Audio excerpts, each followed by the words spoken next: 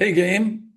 Welcome. My name is Dan Stoll. I'm one of the professors here in the University of Washington Supply Chain, Transportation, and Logistics program. I am also the board chair of our advisory board, and I am joined today by Mark Vitantonio, one of our board members. Mark is a retired U.S. Air Force colonel and global logistics leader with over 30 years of experience in transportation and supply chain operations. He led complex multinational logistics efforts across Europe, Africa, and the Indo-Pacific, supporting both contingency and humanitarian missions. Today, he serves on our advisory board where he helps guide the program's connection to real world industry challenges. And what's interesting about today, so Mark, first, thank you for being here and helping out. You gave a similar presentation to our incoming cohort in September, and we started talking about you potentially re-giving that presentation like 2 months ago. And since then, the world has kind of caught up to our topic. So why don't I turn it over to you again? Thank you very much. And we're going to take some time to take Q&A at the end. So Mark? Awesome. Thanks, Dan, for highlighting and letting me continue to remain humble. It's a whole team makes this stuff happen. Just so I can make sure, Dan, do you see the slides? You see me okay? I I do, yeah. Okay, great. Perfect. Um, so as the everyone sees here, for those that are just joining, one, thank you. And you can kind of see from the lead slide here is we're talking about logistics in a contingency where you really don't have everything you need and you're kind of dropped into the situation. And that's how it happened to me. I would love to say that yes, I was hand chosen and this was all arranged, but in reality, the brutal facts are I wasn't expecting to be put in this position. My boss came up to me and said, "Congratulations, Mark, you're it." And I say that because sometimes that's just how it's going to happen. So um, I'd like to go through the whole slideshow, and then by all means, anyone hit me up with questions. And all right. So so here's the context of kind of where we were. And I gotta back everyone up to the fall of 24. So there's a lot of similarities, obviously, with events that are occurring in this area of the region right now. But I'm going to take you back to the fall, September 24. So at any given point, State Department estimates there's about 70,000 U.S. citizens residing in Lebanon. During that time, there was an escalation specifically between Israel and Hezbollah. Not necessarily the government of Lebanon, but Hezbollah, one of the terrorist organizations within the region.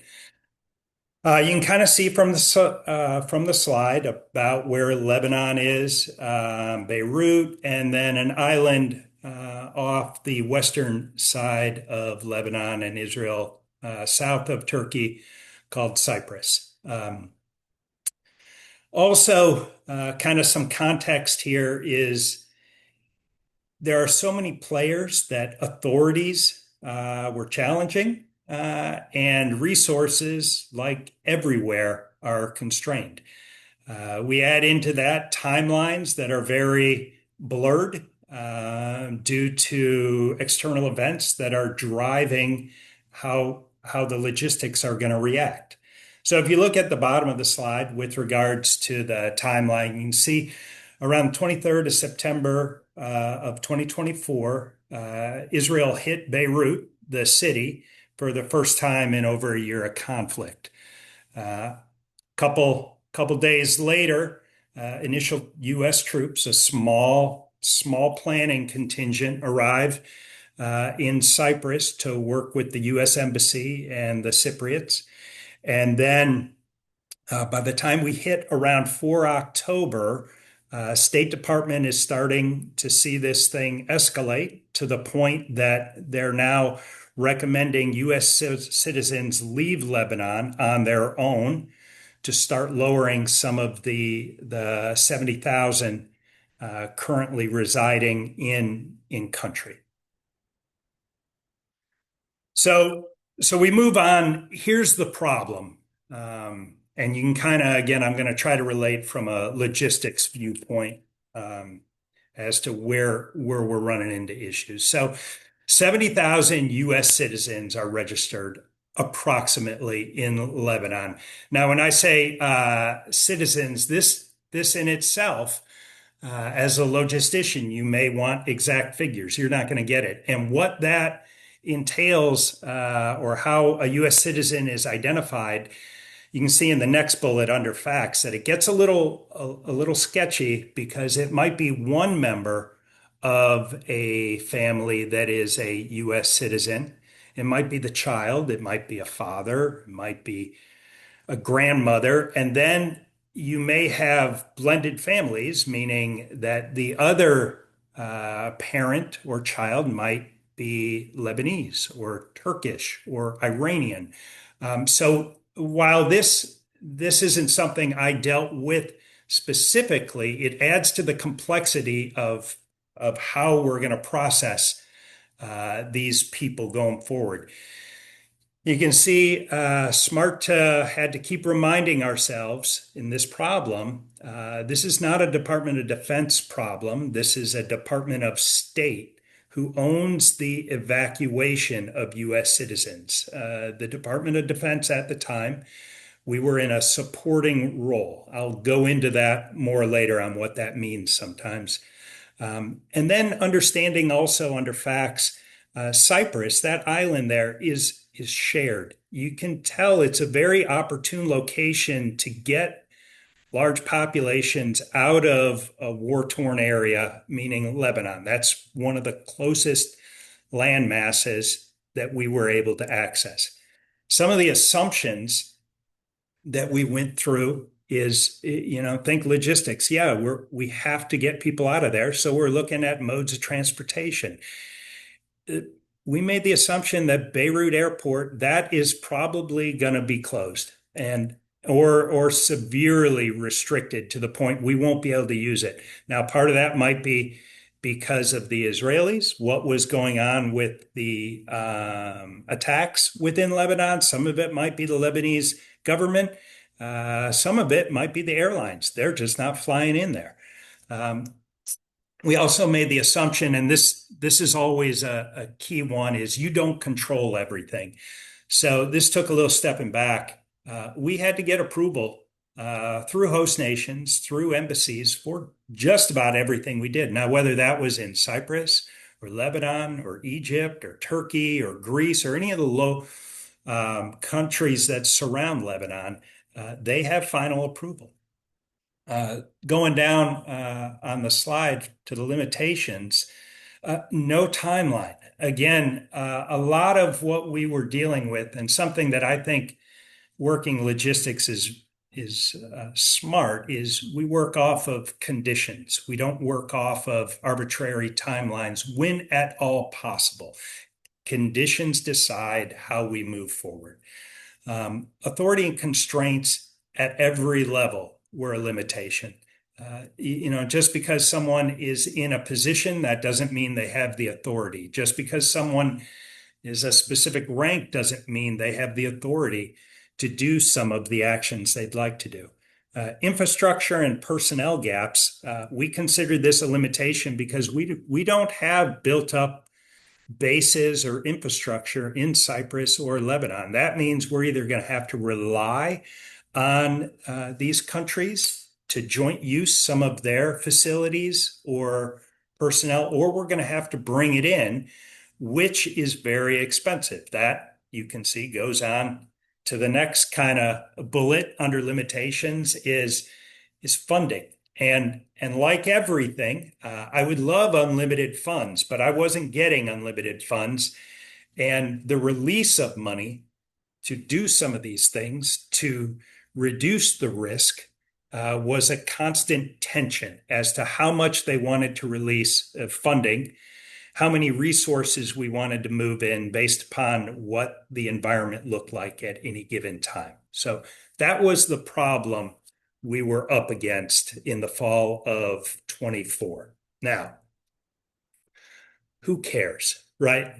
So a lot of what we talk about, how does this apply to logistics? And I think these are the three kind of buckets that I see logistics always running into. One, so starting on the left of the slide, demand uncertainty. I don't have perfect signals. I don't have perfect numbers. About 70,000 people. About this many countries might be using the ports. I don't know whether I'm going to be able to use an airport. I don't know how much bus transportation I may have available. We'll learn as we go. Is sometimes very hard for senior leaders that aren't working logistics to hear. And I've found giving them windows or ranges is much better than saying, I don't know. Moving over to the right, multi-party coordination. Now, in this context, I'm talking both internal and external to the U.S. So vertical and horizontal. Within the U.S., multi-party coordination is across the DoD, across Department of State, primarily across non-government humanitarian organizations, and then vertically within the U.S., within the DoD, I still have a chain of command, and you still have a hierarchy within your company that you have to adhere to. The complexity here is when you go, and it's not just within the U.S., but we're going to have to coordinate with all the countries that are working to evacuate their people. We're going to have to work with the host nations that the people, U.S. citizens coming out of Lebanon, have to go through. For instance, the country of Cyprus, perhaps the country of Turkey, and then all the coordinating countries within this. Moving on over one more, kind of which is a result of the first two, is you're going to have to make decisions, and I'm not going to be able to reduce the risk. This is where, when I say your career will demand action at 70% clarity, especially in a contingency, you're going to have to balance that against risk. Obviously, in a contingency, you will be taking on more risk than you're probably comfortable with. I use that as a litmus test, or at least I did, and I still do. When you're uncomfortable, that's probably where you need to be. If you are very, very comfortable, you're probably either playing it too safe, and things now are falling to get things done. So let's take a look at now, knowing some of those why does it matter, the three buckets. Let me walk you through how we were going to do this evacuation of the 70,000 U.S. citizens. So looking at the slide, what I want to take you through is the flow first, so the upper right. So the first thing we're going to do is we have to move people in Lebanon to assembly points. And you can see two black dots appeared in the lower right corner. So there were a couple assembly points, not as many as you would think, and much more difficult getting people to those two black dots than me pressing a button on a computer. Obviously, the complexity involves the safety and security and the communication coming out of the Department of State to move U.S. citizens to those locations where they can start to be processed. Once U.S. citizens are processed there, the plan called for, we're going to use maritime ferries. We're not using the airport. The reality is the airport at this time was getting less and less reliable. We're only going to have one shot to move that many U.S. citizens in a specific direction. And the reality was the ferries were the most reliable. So U.S. citizens move to assembly points. The assembly points get them onto the ferries. The ferries, then you can see three routes that they're going to take, and it was about a 10 to 14 hour transit time of those ferries one way. Once we got the ferries to either Cyprus, two locations, or to the north in Turkey, a place called Mersin, we're going to receive and process the U.S. citizens. The Department of State will at Limassol in Cyprus, at Larnaca in Cyprus, and at Mersin in Turkey. During this time, it's a coordinated effort between those governments, the Department of State, U.S. Department of State, and the Department of Defense working together to, to move U.S. citizens through this process. Once they're processed, the U.S. citizens will be moved by commercial bus, either contracted within the country or donated by the country. In this case, Cyprus had, as you would imagine, a fixed number of commercial buses, and Cyprus was helping orchestrate where all those buses are going. So we'll move the U.S. citizens by commercial bus to the airports at Limassol, Larnaca, and in Turkey, it was Çukurova airport, which is a little ways away. The U.S. citizens will then be loaded onto commercial contract airlift and will be flown to a variety of locations, primarily in Europe, for onward movement of the U.S. citizens' choice. So that's the overall flow of where the American citizens would go once leaving Lebanon. Moving back to the left side of the slide, when we went through this, we needed to bucket what our priorities were. And in order to keep the process moving, keep it very clear and as simplified as we could, we wanted to be aggressively communicate up, down, left, right. We wanted to ensure we had the right team assembly. So we had the right people in the right locations in Turkey, in Lebanon, in Cyprus, and then back in our headquarters in Germany. We had to make sure we had accurate accountability, our in-transit visibility. And at the end of the day, when I was thinking logistics, it very much was, I know it's a person. I'm not diminishing a U.S. citizen. This is a person. But we needed a way very clearly to identify this packet, this person moving through the system.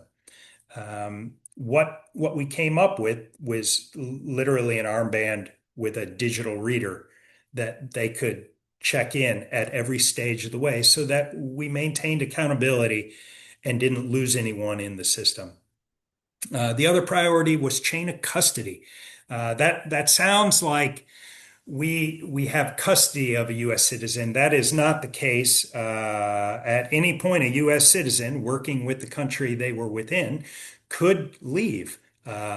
We didn't think they would, but we needed to make sure while they were in our chain of custody that we took care of them. And that's going to be care, feeding, sleeping, medical. These are all the chain of custody sustainment that has to be addressed in addition to physically moving them through the system. And then on top of that, our priority, we had to adhere to host nation and U.S. laws.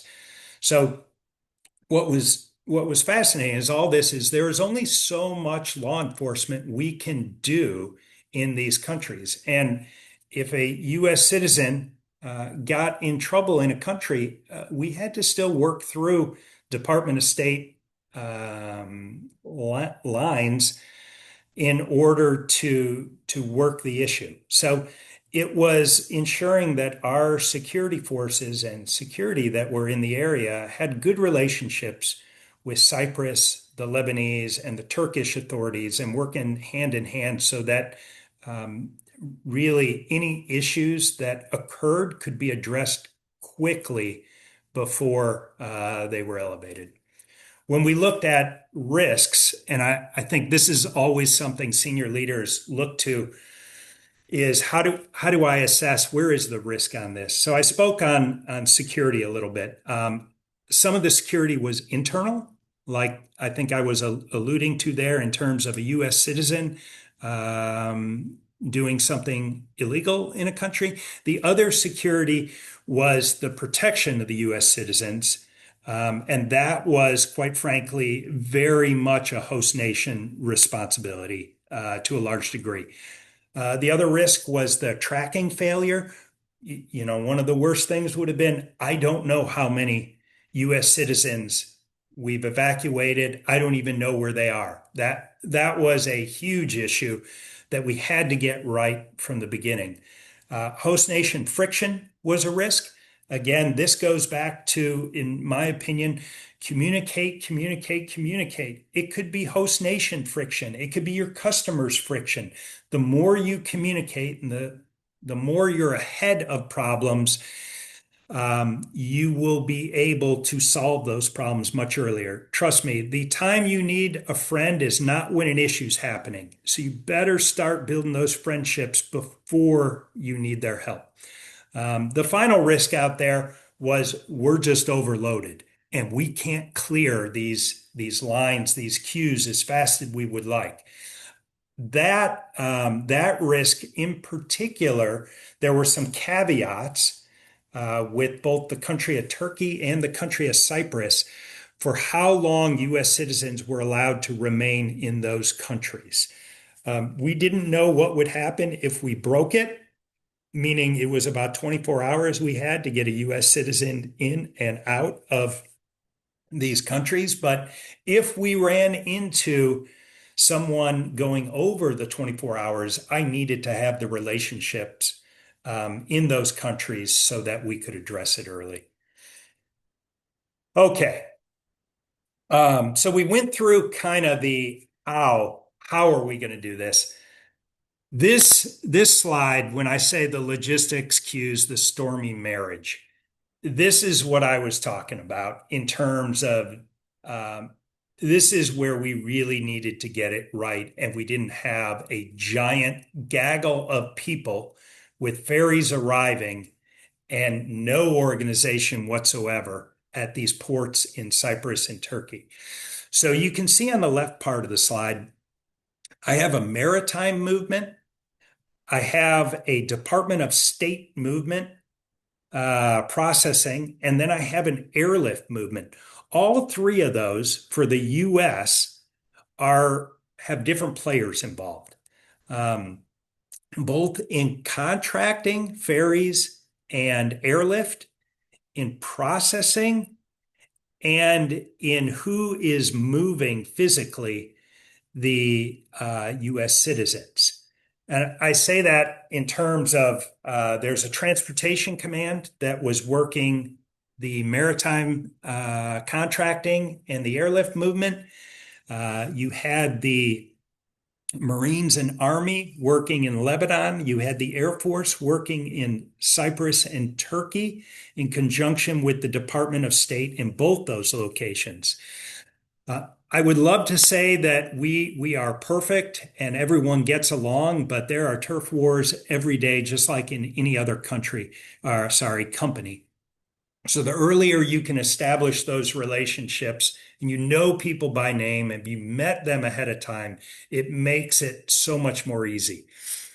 When you look to the right, and that's interesting on the US. Now imagine on the right when I say International Coordinating Operations Center, there were 20 countries that were trying to do the same thing. So, as you would imagine, there are only so many ferries. There's no such thing as only the US ferries. Every country was trying to contract ferries. Every country was contracting more and more airlift out of there. And with those two, you can imagine the deep water ports where these ferries were going to, there's only so many berths, meaning, slips where the ferries can go physically into. Same with airports. I can only fit so many aircraft on a ramp at any one point. Hence the significant risk of having the logistics queues back up. It doesn't just affect the US, it was going to affect the entire operation, putting a huge target at some of these locations with so many international civilians massed in one location. So the idea was we had to keep the velocity up. That means I need my ferries coming in and going as fast as they can, unload, offload, and then turn and go back and coordinate them. I can't have them all leaving and arriving at the same time. Same goes with the airlift. There are only so many parking spaces, so we have to coordinate across countries to make sure we're completely in harmony. Um, Down the middle of the slide, the other one, the build slide, made it look kind of easy, but it gets more and more complex as you go through each station. You can see on the top the ferry arrival. There's an embarkation. I have to load the people. The ferry departs. The ferry moves 12 to 14 hours. The ferry arrives, then debarkation. Then when they arrive at the safe country, be it Turkey or Cyprus, I have to go through a security. Host nation has to get to them. Customs, Department of State. We're going to have medical issues, and the medical issues are wide ranging, the conditions we were expecting. And this goes to include things uh, that you just, it just takes one person to bring this up. You're going to have pets coming with. You're going to have pregnancies coming with. You're going to have deaths that happen. And these are all going to have to be addressed in conjunction with the host nation. When I talked about the bus and bus loading and that coordinating international operations center, we're all fighting. And I say that we actually were doing it really pretty well for the same resources. So just practically thinking, in the country of Cyprus, there are only so many commercial buses. So the country of Cyprus worked really hard to allocate those buses in this operations center smartly across all the countries involved. It wasn't going to happen where the US or someone with deep pockets contracts all the buses on Cyprus at the expense of 19 other countries. That was not going to help anything because all you would find is all those countries, people were just clogging the ports. So this slide basically, yeah, it's going to be give and take in any logistics flow. You are going to have to work with different departments, different personalities, and at the end of the day, you're going to have to get along. Otherwise, you're all going to fail. And I put two things to consider at the bottom of this slide. There are going to be some things that are prone to failure, and I'll talk about those in the next slide. Some of those are personalities, some of those are processes, things that you can't control. And when I say things that you can't control, I kind of go to that other thing to consider at the bottom of the slide is how do you build resilience into a process that you know is going to be failing at times? So this slide, I kind of want to talk about at the top the failures and how we succeeded. So, what I didn't say when this thing started, that I was involved with what you just heard, that was in September 24. But actually, we sort of dry ran this in September 23 when it got a little hostile. And through that dry run, our failures at the top became very apparent. In other words, what we saw happening in terms of coordinating in this case, a military assisted departure was everyone wanted to control the entire process centrally, meaning decisions were slowed down by the highest authorities, and we were unable to get a decision, which basically froze the system. Information asymmetry slowed decisions. There was no coordinated information sharing site. It was emails and random PowerPoints that were being shoved all over the place. This became very hard for, everyone's heard it, version control, understanding what the picture actually looked like. Complex became complicated. Just because something is complex doesn't mean it has to be complicated. You can boil it down to the things that need attention now and the things that can wait or can be pushed off to a different level. The final thing, and I'll say this is probably everyone that is in, I'm going to listening to this at some point, you want to deliver perfection to your boss. No one wants to give a half-baked answer. But sometimes if you want velocity, you're not going to be able to give them perfect. And that's okay. You just need to say that up front. Earlier, I spoke of ranges or windows. Well, tell me how much it's going to cost. I can't give you an exact dollar, but based upon our best estimate, I believe it's going to be at a low this amount and a high this amount. That at least is articulating a bit of where you're coming from. So, how did we correct this? Well, we decided to define the what and why in a very tight circle. So what we are going to do and what and why we are going to do that was held at the general officer level and coordinated only at that level. That way we were all on the same page. Now, how to do that, that was where the generals let us run with it.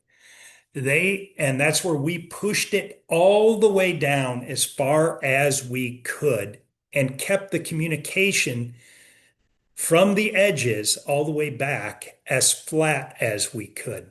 There was no way we were going to be able to meet the speed needs of this contingency by going back and having to get in line to ask a single person if this was okay if we were going to do something. Go 70%. And if it goes really bad, bring that up. Otherwise, keep driving forward. We needed to, another thing in the successes where we pre-authorized decision threshold. We made sure everyone knew kind of what they were authorized to decide on. And that really gave people the space to make decisions and incur risk at their level. If it was outside of that pre-authorized decision threshold, that typically meant the risk was above their head, meaning, hey, we're going to have to talk to the embassy on this because that involves another country and you don't have the authority to decide whether we can do this in that country. I can't overestimate enough about that third bullet under successes. Over communicate.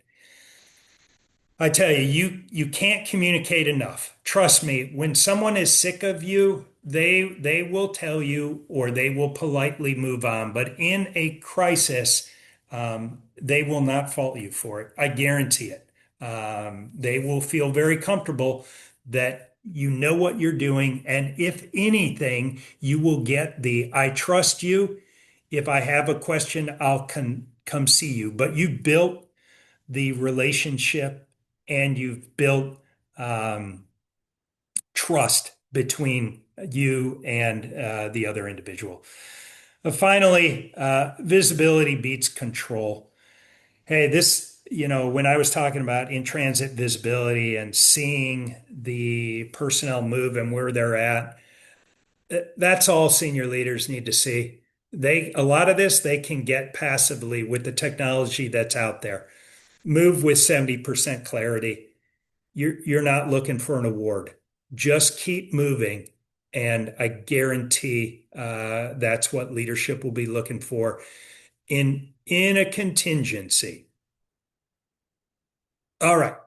So three kind of closing perspectives that I come out of this. And I put that sentence or that little phrase under the title there.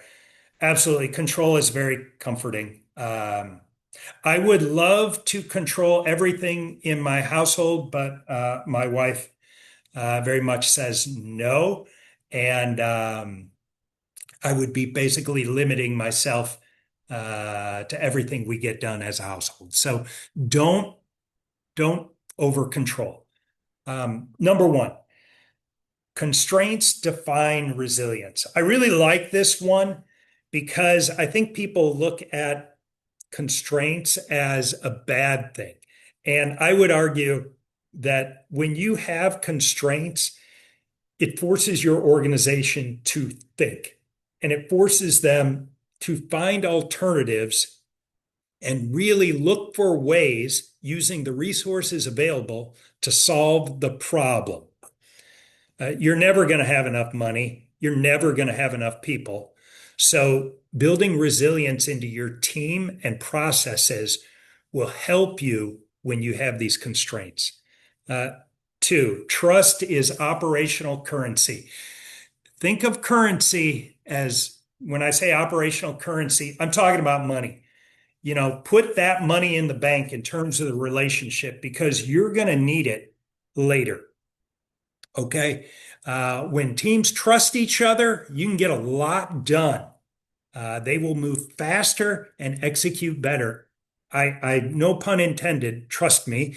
Um, I could have never gotten the stuff done if we didn't establish a relationship with the Turkish government, the Cyprian government, and the embassies, U.S. embassies at those two locations. Because of what we built up, we got a lot of flexibility and we're able to work through problems that really turned out to be just communication. The third part is, boy, this has to do with you're going to have to release control, but you got to enable action. So give up some of your control, be uncomfortable, and train those around you. Let them make mistakes. I get it. That is easier said than done sometimes. Mistakes will happen. How you address those mistakes will show your character very, very quickly. But you will not be able to meet your timeline if you don't empower any of those working for you. So I hit about, I think, the big parts that I wanted to, and Dan, I'll pass it back over to you for any questions. I don't think I went over time, and Oh, you're in great shape. No, that was fantastic, Mark. Thank you. So we've got a question from Sam. Sam writes, how were U.S. citizens notified to evacuate and when to meet at the two assembly points in Beirut? man, great question. So I forget the name of the system, and it still is now. If you go to Department of State, uh, especially when you're traveling countries, you can always register, and Department of State will send out notifications through your cell phone for texts and all that. That was the primary means, is if you are registered with the Department of State. Now, if you are not registered with the Department of State, they don't know that you're necessarily in that country. And then what Department of State was trying to do was through every available means that they had, even through the local government, all the social media, radio broadcasts, cell phone again. If you registered within the Department of State, they would send out notifications as to where and when you would have to meet. Again, we were not at war with the country of Lebanon. Um, so that allowed that coordination to happen with that country to establish safe routes to the assembly points.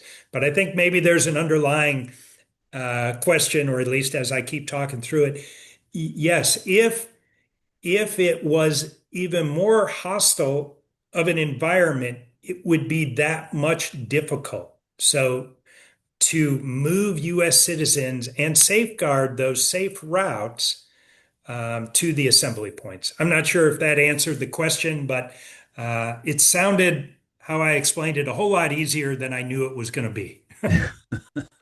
So, Mark, just to I was kind of giving you grief before we started when I asked you, hey, can you send me your bio? And I said, anytime we have our board members give a presentation, the bio is always like, well, I was lucky, I worked hard, and I had a chance to do some interesting things and meet some interesting people along the way. But how many people were under your command by the time you retired?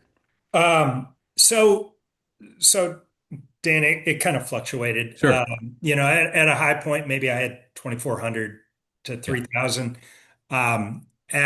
At a lower point, when I was working in Germany on the four-star general staff, I worked for a one-star general as his deputy. Maybe there was 300 under the one-star general's deputy. Or under the one-star general. So I want to make sure I clarify. Yeah. I worked for the one-star. I was his deputy. Yeah. About 300 people were under his command. How it works is anything fun he got, I got everything else. Well, I asked that question because when you were presenting this past fall, I take somebody who's running a 2,400 person organization, and that's basically the CEO of about a $2 billion company. And the reason why I point that out is I took a note here. When you were giving your presentation and you got to the section of the risks, you made the comment, it's like, this is the part that senior leadership is very interested in. So, from your experience in your career, why do senior executives focus on risk so much? You do the presentation, and the final slide is kind of here are the risks, and here's the plan to mitigate the risk. Why? Yeah, I think that's a great point, Dan. And I think it takes a long time for someone to move from the tactical level to the strategic level, and Yeah. then when you're in between the two, to be able to articulate your argument to senior leaders, um, in terms of, to me, it's money, personnel, which are somewhat connected, and risk. And to your point, the risk is, hey, I need to understand where Yeah. where we have the potential for failure. Um, it's easy to sugarcoat it, but I find articulating risk is much more difficult. And from what I saw, there was always two types of risk that we wanted to articulate, at least in the military. There was risk to mission or your objective or your what you were trying to achieve, and then risk to personnel. I think you can still articulate that on the civilian side. Yeah. It's just a little different in terms of risk to my product and the money that I am pumping in for this new product, perhaps, or keeping Mhm. it afloat. And risk to personnel is, how do I keep the employees? What is my risk to employees staying going, keeping this company functioning? For the military, risk to personnel had to do with kind of twofold: a risk to their physical well-being. Obviously, you don't want them to be hurt, injured, killed, what have you. And I think it's also probably more on the civilian side, a risk to retention. How do I keep my employees? Yeah. when I'm introducing this new product Yeah. or going through this new mission. I don't want to create something that employees go, you know what? I'm done with this company. Yeah. It is burning me out. Yeah. And a lot of money is invested in employees. Yeah. Yeah. Okay, I've got a follow up to that. But Elena writes the question of the 70,000 estimated U.S. citizens in Lebanon during the time frame, how many were evacuated during the operation? Great question. And I'm glad you bring that up. So we never got to State Department actually requesting a military assisted departure of US citizens, which actually was a good call. So what we did, we had everything prepped ready to go if a couple triggers happened. Triggers could be, and these are, again, I spoke of conditions based. We were never going to put it on a timeline.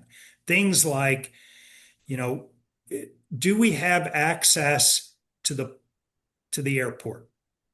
Do we not have access to the airport? There were several triggers that when they all fell, it was the recommendation was going to be let's recommend a military assisted departure. But the Department of State owned that decision. The DOD did not. So you go, what happened? How did they do it? And actually, I peeked on Department of State's website yesterday for what is it advising for Lebanon, and it's largely the same advisement that it was in 2024. Do not travel to Lebanon. If you are there, recommend taking commercial flights out of Lebanon.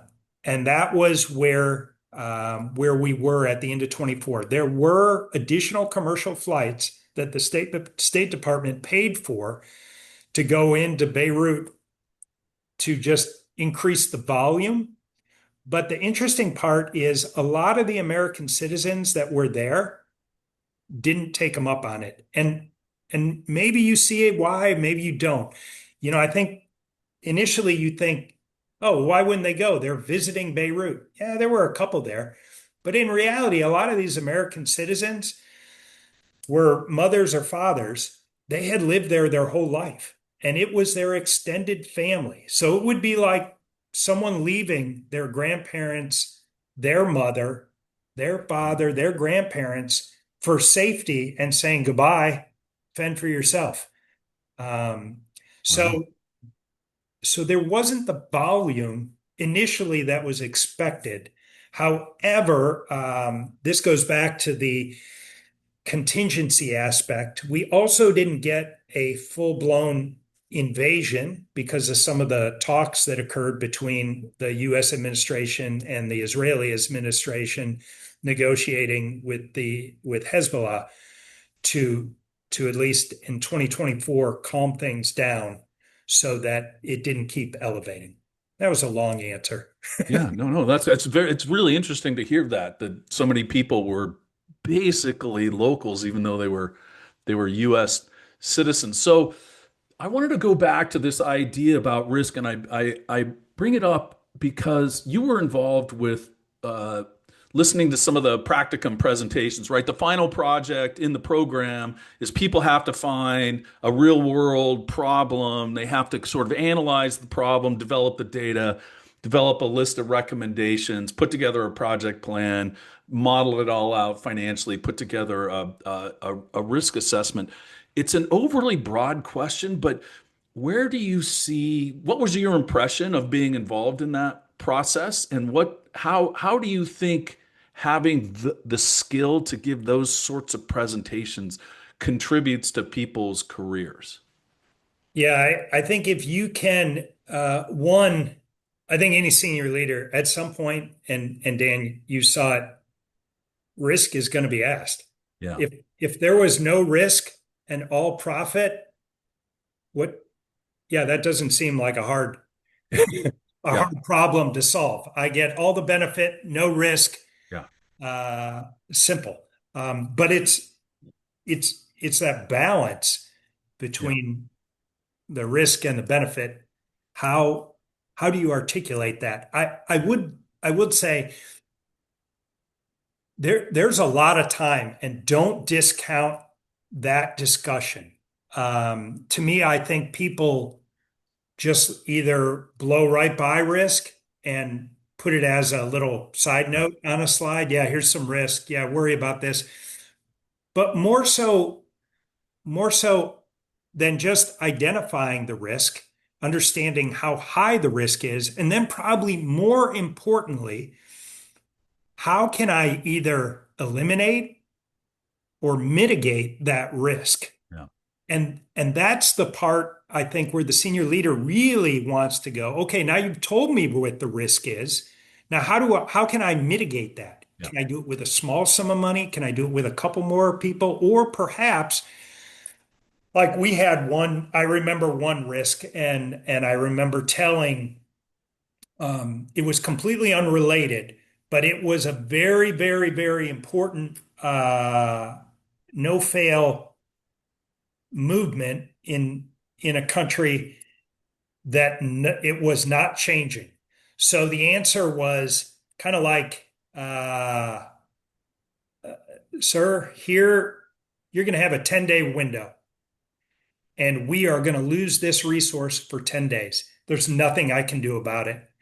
I need you to be aware of it. We will try to manage as best we can, but there's nothing I can do to mitigate it. And the only thing I would do, or there's very little things, I would say if I was going to equate that to an analogy, you hear these people mountaineering and they have to get through an avalanche zone. yeah, There's no way I can mitigate an avalanche. yeah, That's out of my control. But what I can do is move through that avalanche zone faster. That's yeah, all I can give you. Can you stop the avalanche? No, I can't.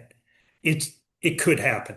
yeah. So I think on your question, it's not just articulating the risk. It's also finding some mitigation means Yeah. to mitigate. Well, and it's an important topic right now. In fact, supply chain, transportation, and logistics, a really important topic, right? Because one of the main things we keep hearing from our students is the senior executives are trying to figure out a way, kind of going back to your idea of how can we build in resilience. Senior executives are very much focused on how they can de-risk their supply chain, right? Their supply chains under globalization have become very extended.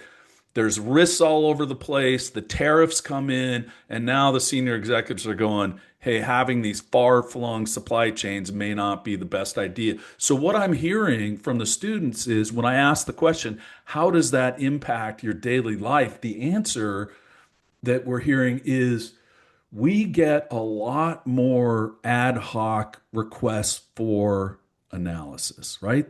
The senior executives are looking at a bunch of different alternatives and they're looking for us to crunch the numbers and roll the numbers up. So the idea of de-risking a supply chain right now is very much in focus. We've got one board member whose official title is Chief Supply Chain Officer. The first time I've really ever seen that, and this is a multi-billion dollar healthcare organization.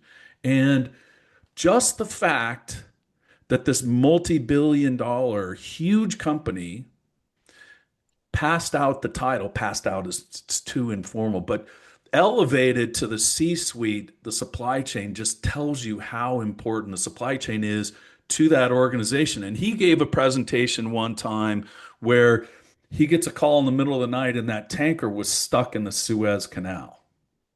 And their issue is we got to have our supplies and we've got to have our inventory and we got to get it to the right place. Otherwise, people die. So the whole idea of trying to understand what might go wrong, it was interesting that you talked about doing the dry run. We had an alumni who didn't feel like he was kind of doing great things in his career. We had a coffee, and one of the things he mentioned about his background was he got training in the military. He was in intelligence, and he got trained on how to run tabletop exercises. Mhm. And I'm like, Well, that's pretty interesting, but that's not on your resume. It's like, why would I put that on my resume? It's like, you don't think large, complex supply chain organizations don't wouldn't see value in saying, hey, maybe we should just take 2 days as a senior team, get away and do an exercise. What happens if this part of our supply chain blows up? Or what happens if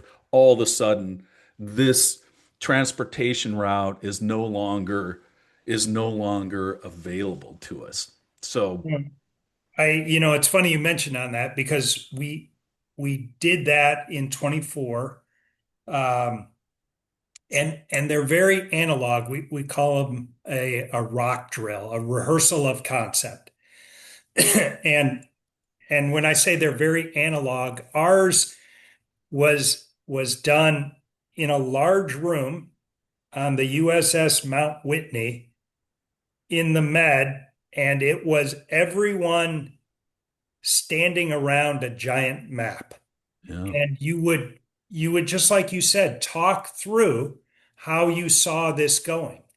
yeah, And you would go through as the players would come forward. And what it did, I think, these rehearsals not only help, establish relationships, but they also get everyone on the same page because through the whole process, people hear different things and it allows you to clarify what did you mean by that? That's impossible, what you just said, because we aren't there yet. Or you're saying you're using this stuff, but the person who owns this stuff, isn't even in this room yet. They're yeah, still a day behind us. So I think there are in this age of digital, I think there's still a room for analog. yeah, And as much as you gave an example and you've done some amazing stuff, you taught me to use AI in some of the analysis because we can really speed through the analysis. yeah, But I think there's a lot of having a human building that trust and verifying what AI has done through yeah. communication with everyone that really is powerful in the logistics supply chain realm. Yeah. I just wanted to, before we wrap up, I just wanted to throw out that this program has been very successful with some of our military members. And I think one of the reasons for that is I tell people it's like we can teach you the business. We can teach you the business. Sometimes when people transition out of the military, they really worry they don't know the nomenclature and all the stupid buzzwords we use in business. Like, wait a minute, we can teach you all that stuff. We can teach you the business. We can't really teach you leadership. And I think a lot of times people who come to us from the military have extensive experience as leaders and come with curious minds, and we can stuff their brains full of all the tools and all the terms. But I just bring that up because I was just looking at a homework assignment from one of our people. She just got out of the military. And I'd love to make an introduction, but this assignment that she did, I told her in my notes that I'm probably on number 350 of this particular assignment. And that's the best one I've ever seen. I just, just an absolute honor to be able to work with her and people like that. So with that, I'm looking at the list of some of our attendees. I see alumni, I see existing students. So welcome everybody. Thank you for attending. And Mark, thank you very much. People don't know Mark is on his spring break with his family, so he's taken his time away from his vacation to jump on and go through this whole process. So we really appreciate it, Mark. Everybody attending, thank you very much. And I think with that, we're a wrap. Thanks, gang. Thanks, Mark. Safe travels home.